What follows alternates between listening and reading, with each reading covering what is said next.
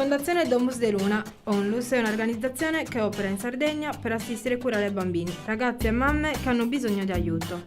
Dal 2005 ad oggi abbiamo aperto 4 case di accoglienza e cura per minori e mamme con bambini in situazioni di difficoltà.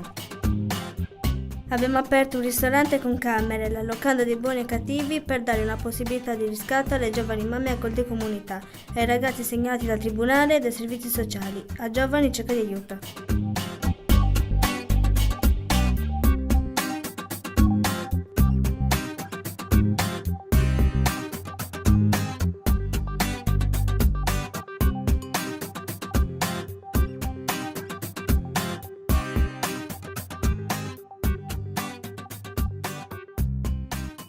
Abbiamo realizzato l'ESME, un ex mercato abbandonato che dà luogo di spazio è diventato laboratorio permanente di musica e arte, per giovani e meno giovani.